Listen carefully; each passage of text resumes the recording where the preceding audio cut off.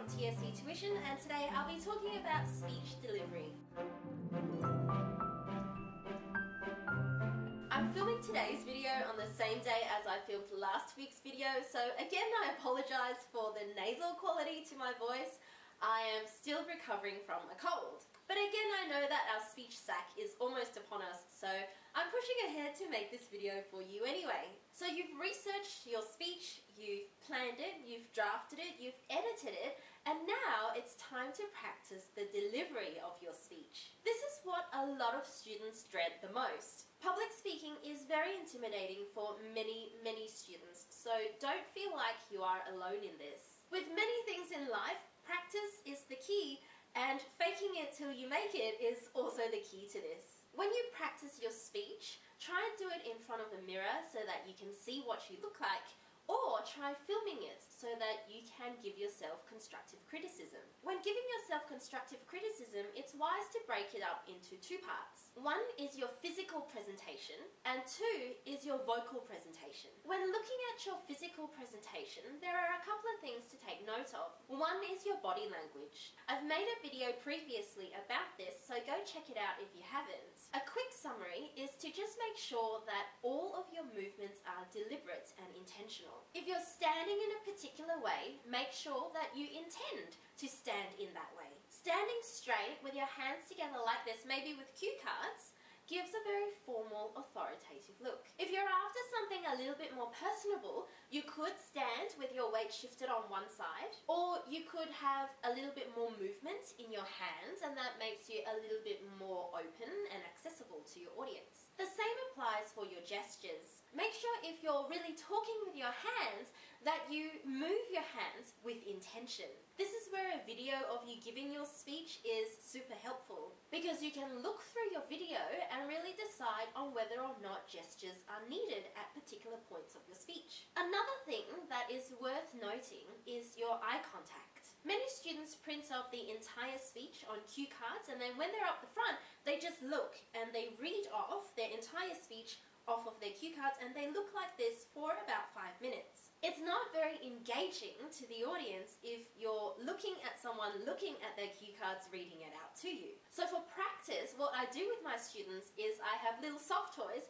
set up around the room, and I ask my student to move their gaze from one toy to another, to another, to another at particular points in their speech, and to note it down in their cue cards of when they need to switch up their gaze. This way, you are ensuring that you're making eye contact with most of the people in your room and still do it in a fairly natural way. When reviewing your vocal presentation, there's a couple of things to note. The first is the pitch to your voice, and this is particularly important for girls. When we're nervous, we tend to breathe with the top half of our lungs.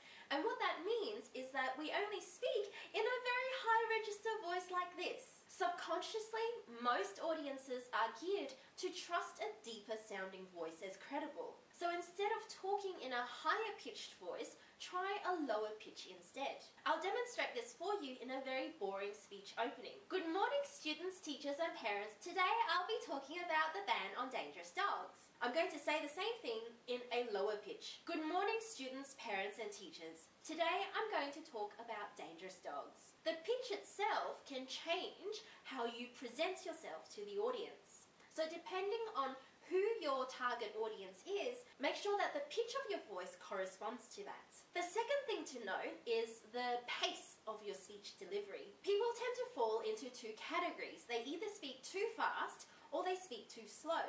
When you're practicing the delivery of your speech, make sure that you are varying the pace of your delivery. Sometimes it's worth speeding up the delivery for a certain effect and then slowing it down for greater emphasis on a certain point. This is where it's worth making notes on your cue cards to signal to yourself that you need to speed up in certain areas or that you need to slow down in certain parts. A third thing to note is the modulation of your voice. If you're talking in the same pitch over the entire course of the speech, you're going to bore your audience. So make sure that you modulate the pitch, that is, that you modulate how high or how low your voice is to really engage your audience. As Australians, we naturally fall into this speech pattern called the high-rising terminal, where the end of our sentences go up like we're asking a question. In your speech, make sure that if your voice is going up towards the end of a sentence, that you really are asking a question. Otherwise, you sound very unsure of what you're saying. My final piece of advice for any speech delivery practice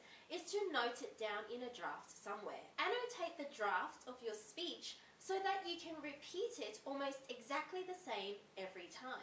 Put in notes where you're going to have a short pause, a long pause, where you're going to take a deep breath, where you're going to speed up and slow down, where you're going to rise up, where you're going to use gestures or move or shift your weight. The only way you can really perfect the delivery of your speech is to practice it over and over and over until your body remembers what to do, not your head. So I hope that was helpful. As always, like and subscribe to all of my social media channels, and if you'd like to get some one-to-one tutoring in the eastern suburbs of Melbourne, please contact us and we can